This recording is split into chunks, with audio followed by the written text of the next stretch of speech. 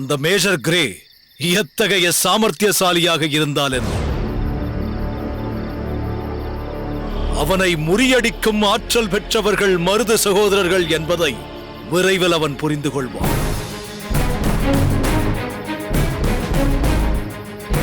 சிவகங்கையில் ஆபத்தான சூழ்நிலையில் அகப்பட்டுக் கொண்ட வேலு நாச்சியாரை ஆங்கில படையின் கண்ணில் படாமல் மிகுந்த ராஜதந்திரத்தோடு அழைத்துச் சென்று பாதுகாப்பாக திண்டுக்கல்லில் தங்கச் செய்தவர்கள் அல்லவா மருது சகோதரர்கள்? அவர்களிடம் ஆங்கிலேயன் சூழ்ச்சி என்ன செய்யும்? அப்படி சொல்லுங்கள் பாகநேரியாரே. எங்கள் மன்னர்களை பிடிக்க எத்தனை முறை தனது படைகளோடு வந்திருக்கிறான் அந்த அக்னியோ. ஆனால் பாதி வழியிலேயே தடுத்து நிறுத்தப்பட்டு மீதி இருப்பவர்களையாவது காப்பாற்றிக் கொண்டால் போதும் என்று ஓடி ஒளிந்து கொண்டானே. அக்னியோ படையெடுத்து வந்தால் என்ன, மேஜர் கிரே தந்திரமாக தாக்க முயன்றால் என்ன? அவர்களால் மருது சகோதரர்களை நெருங்கக்கூட முடியாது. பிரளய வெள்ளம் போல் பிரிட்டனே திரண்டு வந்தாலும் மருது சகோதரர்களை மூழ்கடிக்க முடியாது. வாளுக்கு வேலி, நமது வலிமையை பற்றிய பெருமிதத்தில் எதிரியின் வலிமையை குறைத்து மதிப்பிட்டு விடக் கூடாதே என்றுதான் யோசிக்கிறேன். தன் வலிமையையும் மாற்றான் வலிமையையும் ஒப்பிட்டு பார்த்து செயல்படுவதுதான் ஒரு வீரனின் திறமை. மேஜர் கிரே எத்தகைய சாமர்த்தியசாலி என்பதை முதலில் சொன்னேன். அப்படிப்பட்டவன் தனியாக தான் மட்டும் வரவில்லை. தான் வந்த கப்பல் நிறைய பெரும் படை வீரர்களை அழைத்து வந்திருக்கிறான். அது மட்டுமல்ல, குவியல் குவியலாக ஆயுதங்களும் வந்து சேர்ந்திருக்கிறது. பகைவர்களது படைபலம் பெருகியுள்ளது. இருவர் சக்தி இணைகிறது. இருக்கட்டுமே, அதற்காக நாம் அஞ்சி விடுவோமா? நமது மனோபலத்திற்கு முன்பாக ஆங்கிலேயரின் ஆயுத பலம் நம்மை என்ன செய்துவிட முடியும்? அப்படியல்ல மாறவேள். நாம் என்னதான் மனோபலத்தோடு இருந்தாலும், ஈட்டிகளையும் வாட்களையும் கொண்டு போரிட்டாலும் எதிரிகளை என்ன செய்ய முடிந்தது? அவன் எங்கிருந்தோ ஒரு துப்பாக்கியால் சுடும்போது வேலேந்திய வீரன் எங்கிருந்து குண்டு பாய்ந்தது என்று கூட அறியாமல் மண்ணில் விழ நேர்கிறது.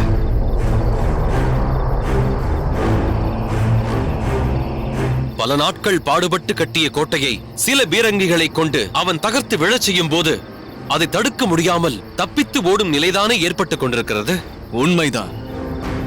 பாஞ்சாலங்குறிச்சி கோட்டை பேனர்மேனால் தகர்க்கப்பட்டு வீழ்ந்ததால் தானே வீரபாண்டிய கட்டபொம்மன் அங்கிருந்து தப்பித்துச் சென்று ஆங்கிலேயரிடம் பிடிபட்டார். நெற்கட்டு செவ்வல் கோட்டை டொனால்ட் கேம்பல் என்பவனால் பீரங்கிகளை கொண்டு தாக்கப்பட்டதால் தானே புலித்தேவன் தலைமறைவாக நேர்ந்தது.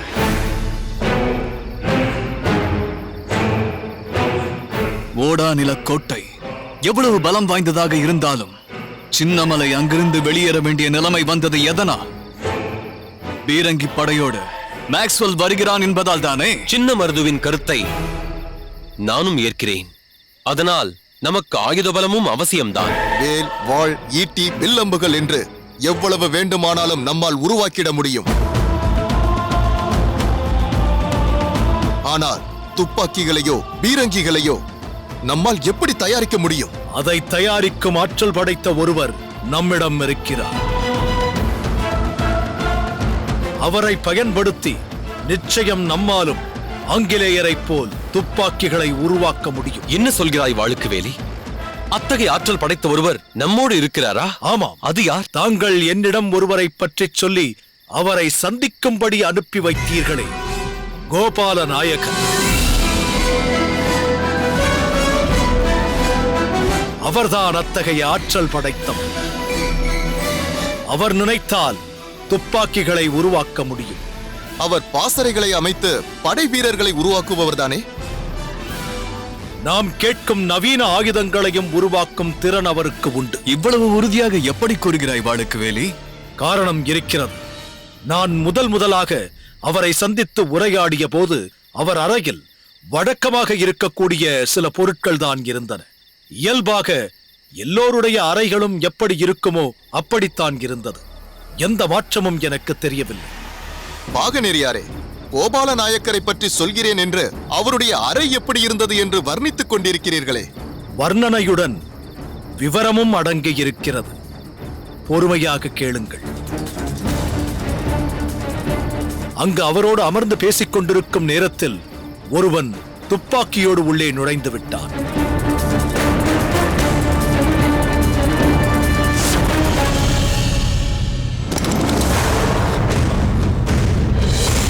பாகநேரியாரே, நகராதே. யார் நீ? யமன்,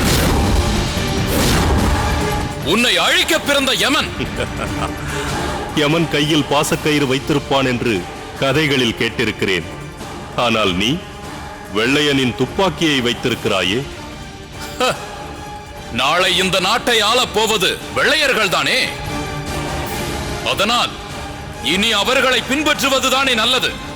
நாயக்கரே, எவ்வளவு காலத்திற்குத்தான் வெள்ளையர்களுக்கு எதிராக வீரர்களை உருவாக்கி பாசறைகளுக்கு அனுப்பி கொண்டிருப்பாய்? இனி நீ பல பேரை உருவாக்கவும் முடியாது, பாசறைகளுக்கு அனுப்பவும் முடியாது. ஏனென்றால் உன்னையே மேலே அனுப்பத்தான் தந்திரமாக திட்டமிட்டு இந்த இடத்திற்கு நான் வந்துள்ளேன். போதும், நிறுத்து. நீயும் ஒரு தமிழன் தானே, தமிழ்த்தாயின் பால் குடித்து வளர்ந்தவன் தானே. தமிழனுக்கு தமிழனே துரோகம் செய்வதால் தான் இன்று நாம் இப்படி இருக்கிறோம். பேசாமல் துப்பாக்கியை கீழே போட்டுவிட்டு நாயக்கரிடம் மன்னிப்பு கேள்.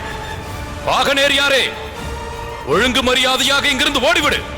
பாளையக்காரர் கோபால் நாயக்கரை மட்டும்தான் கொல்லச் சொல்லி எனக்கு உத்தரவு வந்திருக்கிறது. உன்னையும் சேர்த்து சுடும்படி செய்து விடாதே. அது உன்னால் முடியாது.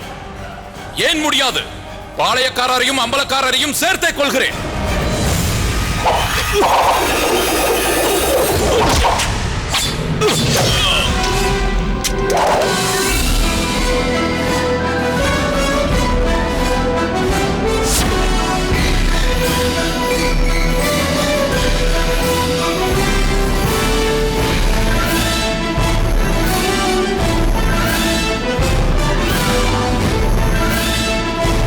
சிறு துரும்பும் பல்குத்த உதவும் என்பது போல் தன்னை சுற்றி சாதாரண பொருட்களை வைத்துக் கொண்டு ஒரு மிகப்பெரிய பாதுகாப்பு கோட்டையையே அவர் கட்டி வைத்திருக்கிறார். அதை யாரும் புரிந்து கொள்ள முடியாத வண்ணம் சூட்சமமாகவும் தயாரித்திருக்கிறார். சரியாக சொன்னாய் வாளுக்கு வேலி. கோபால நாயக்கர் எத்தகைய ஆற்றல் படைத்தவர் என்பது நாங்கள் அறிந்ததுதான். எங்கள் மகாராணியார் வேலு நாச்சியார் திண்டுக்கல்லில் 8 ஆண்டுகள் அஞ்ஞான வாசம் செய்த போது அவருக்கு மிகவும் துணையாக இருந்தது கோபால நாயக்கர் தானே. மகாராணியாருடைய பாதுகாப்பு பணியை தான் ஏற்றுக்கொண்டதோடு பாசறைகளை உருவாக்கி வீரர்களை திரட்டி தந்ததும் அவர்தானே. அது மட்டுமா, தீரன் சின்னமலைக்கு போர் தளவாடங்களை தந்து உதவியவர் கோபால நாயக்கர் என்பதுதானே. அப்படிப்பட்டவருக்கு எப்பொழுதும் எந்த இடத்திலும் ஆபத்து ஏற்படத்தானே செய்யும். அதற்கேற்ப அவர் எச்சரிக்கையாக இருக்கிறார் என்பதில் ஆச்சரியம் ஏதுமில்லையே. ஏதோ எந்திர விசையை போல் ஒன்றை பயன்படுத்தியதாக வாளுக்கு வேலி சொல்வதை பார்த்தால் நிச்சயம் அவரால் நவீன ஆயுதங்களை உருவாக்க முடியும் என்று நான் நம்புகிறேன். பல தொழில்நுட்பங்கள் கோபால நாயக்கரிடம் இருப்பதால் இதுவும் அவருக்கு சாத்தியம்தான். ஆங்கிலேயரிடம் உள்ள ஆயுதங்களைப் போலவே நம்மிடமும் இருக்கிறது என்று தெரிந்தால் அந்த அக்னியும் இரண்டே போய்விடுவான். நாமும் துப்பாக்கியை பயன்படுத்த தொடங்கிவிட்டோம் என்று தெரிந்தால் அவன் பயந்தே ஓடிவிடுவான்.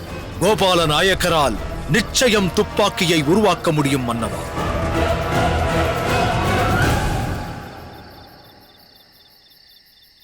பலே வாளுக்கு வேலி, பலே. சரியான நேரத்தில் பொருத்தமான ஒருவரை சுட்டிக்காட்டினாய்.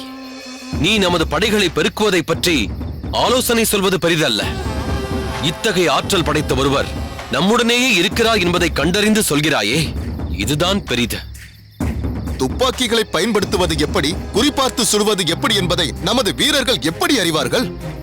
வில்லிலிருந்து அம்புகளை குறிபார்த்து எய்யும் வீரர்களுக்கு துப்பாக்கியிலிருந்து குண்டுகளை எப்படி எதிரி மேல் செலுத்துவது என்பது புரியாமல் போய்விடுமா மாரவேல்? இப்போது அதுவல்ல பிரச்சனை. கோபால நாயக்கர் இதற்கு சம்மதிக்க வேண்டுமே. நான் அவரை சம்மதிக்கும்படி செய்கிறேன். இது மருதுபாண்டியர்களின் விருப்பம் என்று சொன்னால் ஒரு வார்த்தை கூட மறுத்து பேச மாட்டார். இந்த காலகட்டத்தில் இது போன்ற நவீன ஆயுதங்கள் எவ்வளவு அவசியம் என்பதை அவருக்கு புரிய வைத்து விட்டால் அதன் பிறகு ஒரு கணம் கூட தாமதிக்காமல் அந்த பணியில் அவர் ஈடுபட்டு விடுவார். வாளுக்கு வேலி, நீ மட்டும் அதை சாதித்து விட்டால் தமிழகத்தில் இருந்து ஆங்கிலேயரை விரட்டுவது மிகவும் எளிதான காரியமாகிவிடும். நமது வெற்றிக்கு காரணமே நீயும் கோபால நாயக்கரும் தான் என்று இந்த நாடே உங்களை போற்றிக் கொண்டாடும். அதை சாதிக்க இப்பொழுதே புறப்படு வாளுக்கு வேலி. சாதிக்கிறேன். இதனால் கிடைக்கும் புகழ் அனைத்தும் மருது பாண்டியர்களுக்கே என அனைவரும் போற்றும்படி செய்கிறேன்.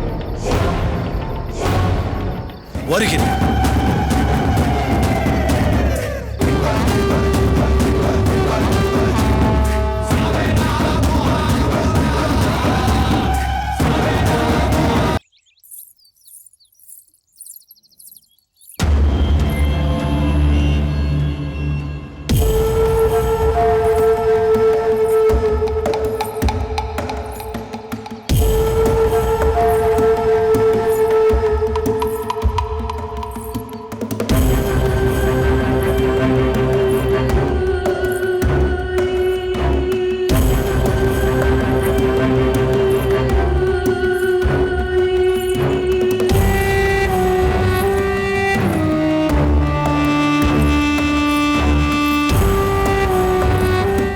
வடிவு, நீயா இது?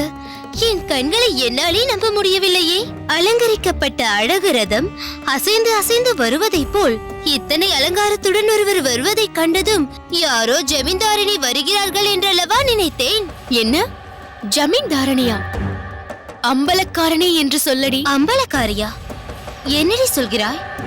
நானே ஏதோ அதிகமாக சொல்லிவிட்டோமோ என்று யோசித்துக் கொண்டிருந்தால் நீ அதற்கும் அதிகமாக அல்லவா சொல்கிறாய். ஏன் என்னை பார்த்தால் அம்பலக்காரணி போல் தெரியவில்லையா? வடிவு, நீ அம்பலக்காரணி மட்டுமல்ல, அதற்கும் மேலாக பாளையக்காரணி, மகாராணி என்று கூட சொல்லலாம். அந்த அளவிற்கு அழகு பெட்டகமாக அல்லவா நீ ஜொலிக்கிறாய். ஆனால் இப்படி திடீரென உன்னை அம்பலக்காரி என சொல்லிக் கொண்டிருக்கிறாயே, அதுதான் எனக்கு ஒன்றுமே புரியவில்லை. புரியாது. இப்போது உனக்கு எதுவுமே புரியாது. காலம் கூடி வரும் பொழுது அனைவருக்கும் புரியும்.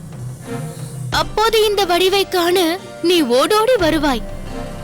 ஆனால் அப்போது இந்த வடிவு இந்த திருக்கோட்டையூரில் இருக்க மாட்டாள். வேறெங்க இருப்பாய்? பாகநேரியில் இருப்பேன். என்னடி வடிவு இப்படி குழப்புகிறாய்? அம்பலக்காரணி என்கிறாய், பாகநேரியில் இருப்பேன் என்கிறாய். உனக்கு என்னடி ஆயிற்று? எனக்கு ஒன்றுமே புரியவில்லையே. எனக்கு புரிந்து விட்டது. மிக மிக நன்றாக புரிந்து விட்டது. என்னுடைய வருங்கால வாழ்க்கை இதுதான் என்று எனக்கு துல்லியமாக புரிந்து விட்டது. வாழ்க்கையில் எப்போதும் இப்படியே இருக்க வேண்டும் என்று எண்ணினால் அந்த வாழ்க்கைக்கு அர்த்தமே இல்லை. இதற்கும் மேலே இன்னும் முன்னேற வேண்டும், அதற்கும் மேலான ஒரு உயர்ந்த இடத்தை அடைய வேண்டும் என்று நம்முடைய வாழ்க்கையை பெரிய அளவில் நாம் தான் உயர்த்தி கொள்ள வேண்டும். இப்படி இருக்க வேண்டும், அப்படி இருக்க வேண்டும் என்று கனவு கண்டால் மட்டும் போதாது. அதற்கான முயற்சியிலும் ஈடுபட வேண்டும். அப்போதுதான் நம் லட்சியம் நிறைவேறும்.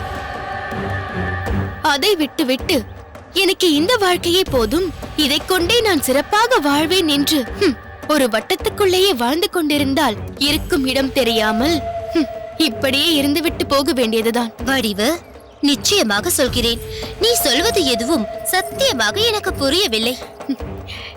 இப்போது உனக்கு என்ன புரிய வேண்டும்? உன்னுடைய இந்த அலங்காரத்திற்கு காரணம் தெரிய வேண்டும். இத்தனை காலமாக இல்லாமல் இப்போது அழகு பதுமை போல் ஆபரணங்களால் உன்னை அலங்கரித்துக் கொண்டிருக்கிறாயே, அதற்கான காரணம் தெரிய வேண்டும். என்று மட்டுமல்ல, இனி இந்த வடிவு வருங்காலத்திலும் இப்படித்தான் இருக்க போகிறாள். ஏன் தெரியுமா? ஏன்? இன்று முதல் நான் நாட்டியக்காரி மட்டுமல்ல. ஓ, நாட்டியத்தோடு சேர்த்து பாடலும் பாட போகிறாயோ? அதற்கும் மேலாக. அதற்கும் மேலென்றால் நடன ஆசிரியை. என்ன நடன ஆசிரியையா? சாதாரண மாணவிக்கு நடன ஆசிரியை அல்ல. பாகநேரி அம்பலக்காரர் வாளுக்கு வேளையின் தங்கை கல்யாணி நாச்சியாருக்கு பயிற்சி அளிக்க போகும் நடன ஆசிரியை. இனி இந்த திருக்கோட்டியூரில் இருந்து கொண்டு அக்காவிற்கு பக்க துணையாக போக மாட்டேன். நடன ஆசிரியை என்ற புகழோடு தனித்துவம் பெற்றவளாக விளங்க போகிறேன். இப்போது புரிகிறதா நான் ஏன் அம்பலக்காரனே என்று சொன்னேன் என்பது? நல்ல வேடிக்கை. நீ கல்யாணி நாச்சியாருக்கு நாட்டியம் கற்றுக் கொடுப்பதனால் உன்னை குருவாக ஏற்று அதற்குரிய தட்சணை கொடுத்து தகுந்த மரியாதையோடு திருப்பி அனுப்ப போகிறார்கள், அவ்வளவுதான். பாகநேரி அம்பலக்காரர் தங்கை கல்யாணிக்கு நடனாசிரியையாக இருக்கிறாயே தவிர அண்ணியாகவில்லை. பிறகு எதை வைத்து உன்னை அம்பலக்காரி என்று சொல்கிறாய்?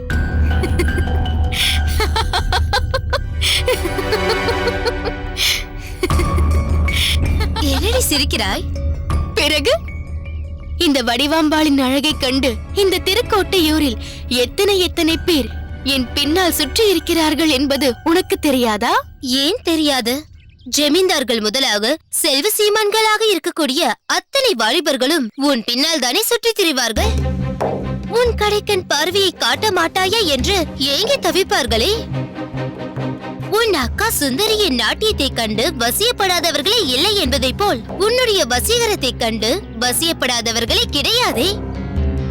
ஆனால் அவர்களில் ஒருவரை கூட நீ ஏறெடுத்து பார்த்ததில்லையே.